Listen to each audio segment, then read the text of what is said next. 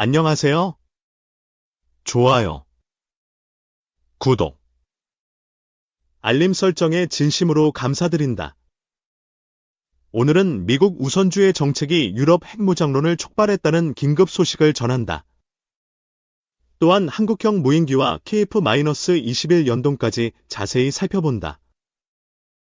트럼프의 미국 우선주의가 경제뿐 아니라 안보에서도 강조되고 있다.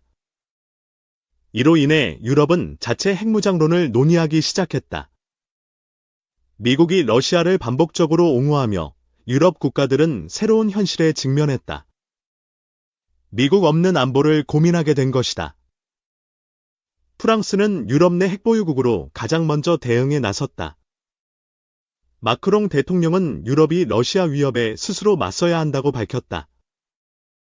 그는 대국민 연설에서 유럽 동맹국 보호를 위한 핵억지력을 강조했다.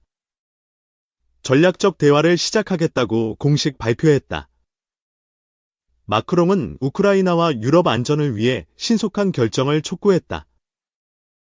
핵무기 사용 결정은 프랑스 국가원수가 한다고 못 박았다. 이에 독일도 유럽 내 핵공유 논의에 적극 참여하고 있다. 프리드리히 메르츠 기독민주당 대표가 이를 주도한다. 그는 미국 핵보호 없이 유럽이 방어 방법을 찾아야 한다고 주장했다. 영국과 프랑스의 핵공유를 제안했다. 영국 언론은 미국의 유럽 철군 가능성을 보도했다. 프랑스 핵무기 탑재 전투기가 독일에 배치될 수 있다고 전했다. 러시아는 이에 강하게 반발하며 푸틴이 마크롱 발언을 비난했다.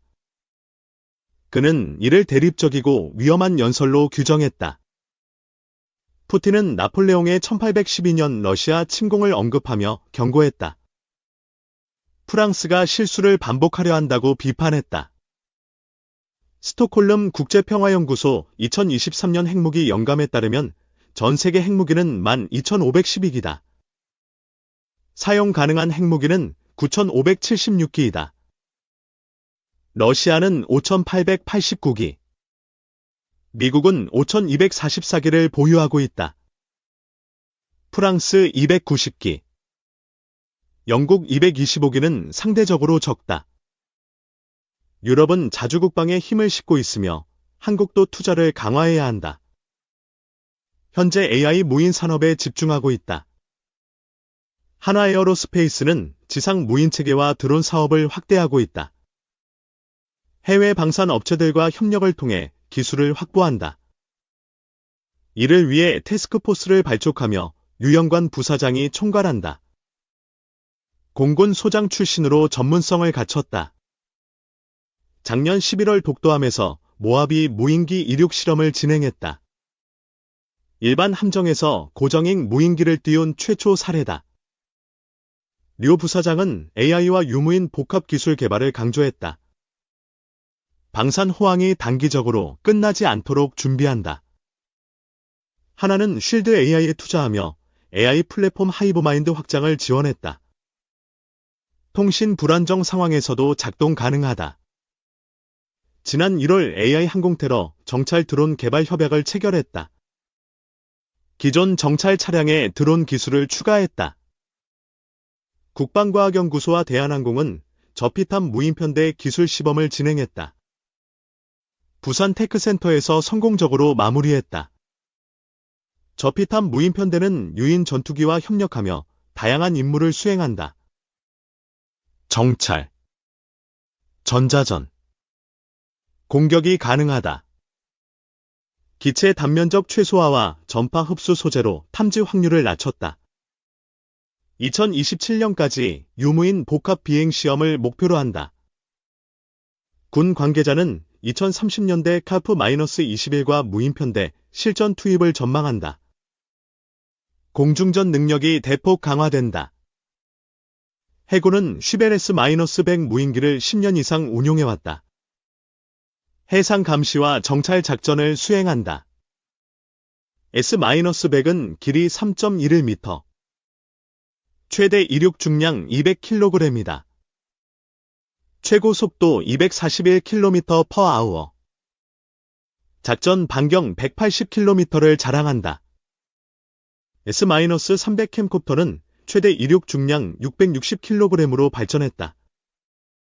24시간 연속 비행이 가능하다. 북한은 서북도서에 공기부양정을 배치하며 위협을 높였다. 4,000에서 6,000명 상륙 능력을 갖췄다. 방위사업청은 정찰용 무인항공 사업 성공 시 실시간 감시가 강화된다. 북한 도발에 선제 대응이 가능하다. 이 성과는 민간 활용과 방산 수출 확대에 기여한다. AI 탑재 XQ-58 발키리 시험 비행이 성공했다. 발키리는 AI로 비행을 제어하며 미래 전장의 핵심으로 주목받는다. 한국도 유사 기술 개발에 속도를 낸다. 인터레스팅 엔지니어링은 발키리 3시간 시험 비행을 보도했다. AI 기반 전투기 개발의 이정표로 평가된다. KF-21 양산이 시작되며 한국도 AI 무인 전투기를 추진한다. 인간형 로봇 개발 경험을 바탕으로 한다. 국방부와 국방과학연구소는 스텔스 무인 전투기 개발을 본격화했다. 방산 업체들과 협력하며 속도를 높인다. 국방혁신 4.0으로 AI 기반 유무인 복합체계를 도입한다. 키랩 작전 개념으로 핵미사일 차단을 목표한다.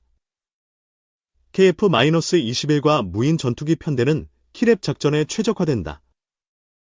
한국항공우주산업, KI, 이 기술 개발을 주도한다. KI는 고강도 경량 소재로 무인기 설계를 제출했다. 전자전과 통신중계 임무 수행이 가능하다. 스텔스 무인기는 미래 공중전의 핵심으로 자리 잡는다. 한국군은 레이더 탐지 회피 기술을 확보했다. 2026년까지 KF-21과 무인기 핵심 기술 개발을 완료한다. 최근 공개된 가오리-X 사진이 화제다. 가오리-X는 길이 12m, 날개폭 20m의 대형 무인기다. 비공개 시험 비행에 성공한 것으로 알려졌다. 국방부는 2026년 KF-21과 유무인 편대 비행을 계획한다. 6세대 스텔스 전투 개념이 현실화된다. 유무인 복합체계는 생존성과 작전 성공률을 극대화한다. 적 방공망 무력화 역량이 강화된다. 가오리-X는 고위험 지역 정밀 타격 임무를 수행한다.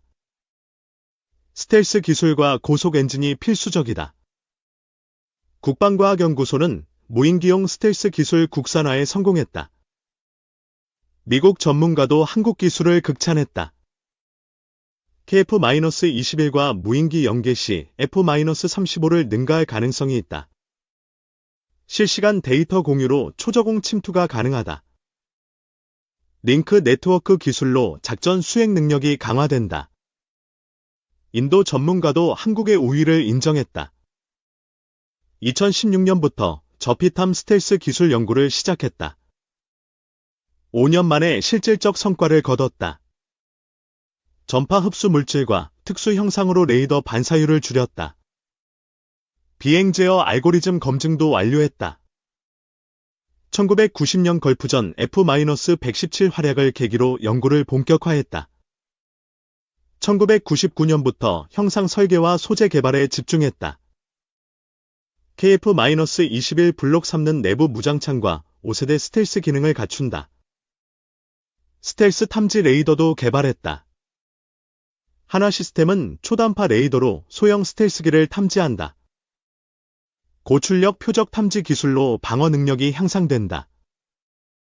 KF-21은 2200회 시험 비행 후 블록 2 개발에 착수한다. 유무인 복합작전이 도입된다. 가오리-X는 공대공 미사일과 유도, 폭탄을 탑재한다. 터보팬 엔진 국산화도 완료했다.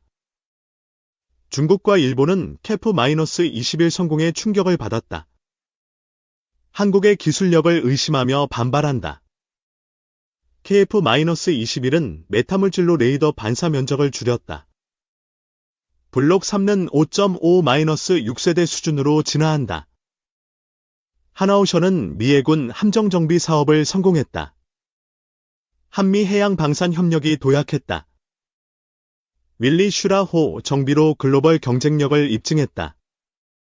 미 해군과의 신뢰가 강화되었다. 연구진과 개발진의 노력을 응원한다. 좋아요와 구독으로 최신 국방 소식을 만나보세요. 구독자 여러분, 좋은 하루 보내시길 바란다. 조선, 미 해군 함정. 한국에서 건조 가능해질까? 존스법 개정 추진과 관련주, 테마주 분석. 최근 미국 트럼프 전 대통령의 측근인 케빈 메카시 전 하원의장이 한국 국회를 방문하여 존스법을 개정해 한국에서 미 해군 함정을 건조할 수 있도록 하겠다고 밝혔습니다. 이 발언이 현실화된다면 한국 조선업계에는 새로운 시장이 열리면서 대규모 수주 기회가 생길 가능성이 커질 것으로 보입니다. 그렇다면 존스법 개정이 왜 중요한지, 한국 조선업체들이 미 해군 선박을 건조할 가능성이 얼마나 높은지, 그리고 수혜를 볼 수 있는 관련주는 어떤 기업들인지 살펴보겠습니다. 존스법이란, 미국 존스법은 미국 내에서 운항하는 선박이 반드시 미국 조선소에서 건조되고 미국인이 운영해야 한다는 내용을 담고 있는 법입니다.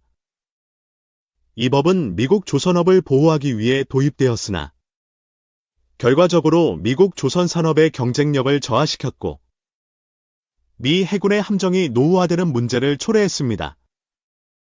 이로 인해 트럼프 전 대통령은 작년 윤석열 대통령과의 통화에서 미 해군 선박 유집 오수정비 사업 협력을 제안했으며 최근 미국 의회에서는 동맹국 조선소에서의 함정 건조를 허용하는 법안이 발의되기도 했습니다. 이번 메카시 전 의장의 방안과 발언은 이러한 법 개정 움직임을 더욱 가속화할 가능성이 큽니다. 한국 조선업체 미 해군 함정 건조 참여 가능성은? 미국이 존스법 개정을 통해 동맹국 조선소에서 함정을 건조할 수 있도록 허용한다면? 삼성중공업, 하나오션, 시티한국조선해양, 시티현대중공업, 시티현대미포, 제중공업 등 한국의 조선사들이 미 해군 선박 건조에 참여할 가능성이 높아질 것입니다. 특히 한국은 전 세계 조선업 점유율 1위, 고부가 가치 선박 기준을 기록하며 렌지선, 군함, 잠수함, 컨테이너선 건조에서 뛰어난 기술력을 보유하고 있습니다. 이미 한국 조선업체들은 미 해군의 유지보수 사업을 수행하고 있으며 일부 선박의 정기 수리도 진행하고 있습니다.